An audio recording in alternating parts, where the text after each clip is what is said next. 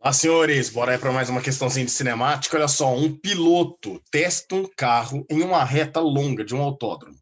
A posição do carro nessa reta, em função do tempo, está representada no gráfico. Os pontos em que a velocidade do carro é menor e maior são, respectivamente. Então, olha só que bacana, meninos. Se a gente lembrar um pouquinho, lá na nossa querida matemática, a gente aprende a analisar, às vezes, o gráfico Y em função de x, né? Plano cartesiano. E por mais que você tenha uma curva característica qualquer, eu vou desenhar uma reta para nós aqui, tá? Mas por mais que você tenha uma curva característica qualquer, a gente sabe que se a gente pegar o coeficiente angular dessa reta naquele sistema y igual a ax mais b, né, equaçãozinha da reta, função do primeiro grau, o a representa para nós o nosso coeficiente angular, certo ou não?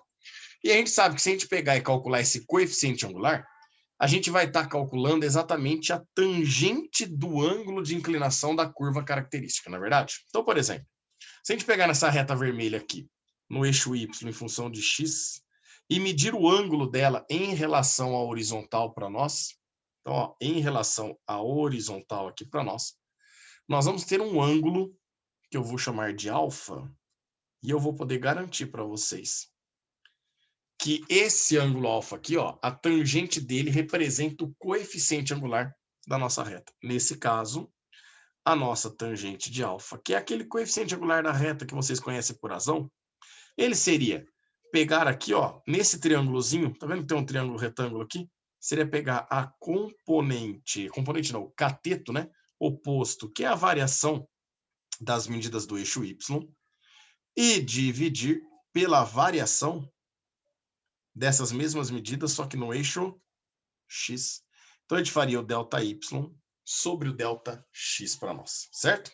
Agora, o mais interessante é que a gente pode trocar essas variáveis, que são chamadas de x e y, por grandezas físicas, né? Que nós estudamos aqui na física. Então, eu posso falar que no lugar do y eu tenho espaço, no lugar do x eu tenho tempo.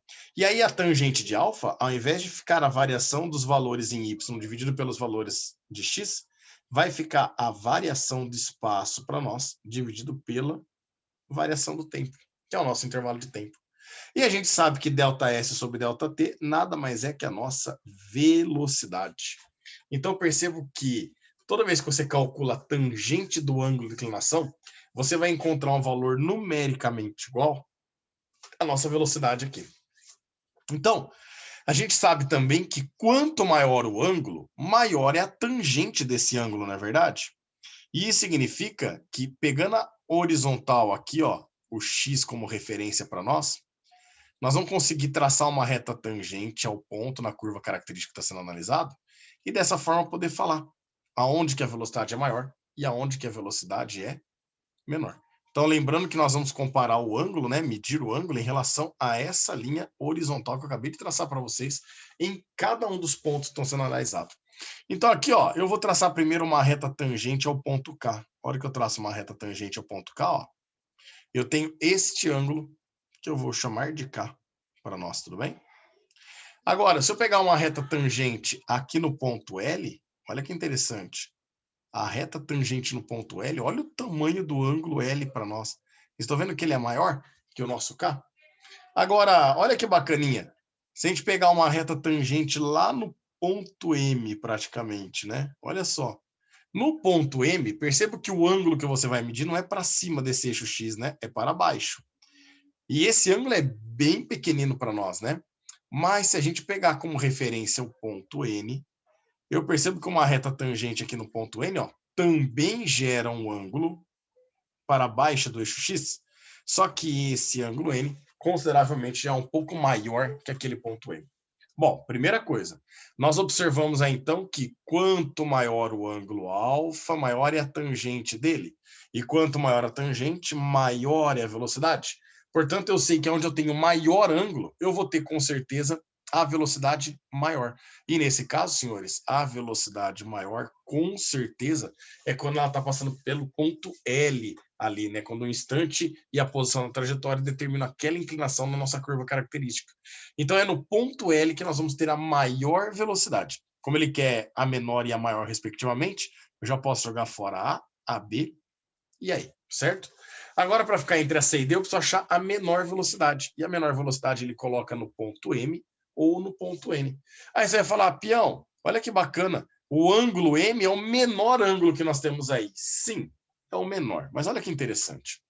Toda vez que você pega no círculo trigonométrico e você mede um ângulo para baixo do eixo X, senhores, significa que os ângulos que nós estamos trabalhando aqui, eles passam a ser ângulos negativos.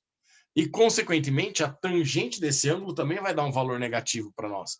Então, óbvio, se eu falar que o M vale menos 3 e falar que o N vale menos 7, porque o N é maior que o M, a gente vai poder falar que o menos 7 ainda é menor que menos 3, justamente por ele ser mais negativo do que aquele menos 3. Então, agora a gente sabe que aqui no ponto N, a velocidade ela é negativa, certo? O movimento é retrógrado, por isso que a velocidade é negativa. Só que o que ele pediu é os pontos em que a velocidade do carro é menor e maior. Menor, o maior valor negativo aqui para nós representa a menor velocidade. E, portanto, a melhor alternativa aqui é a nossa alternativa B. Fechou, senhores? Um grande abraço a todos e até a próxima. Eu fiz grandão aqui para a gente poder desenhar e eu desenhei no pequenininho, mas é uma B, só por isso eu vou apagar aqui. Agora sim, grande abraço a todos, até mais.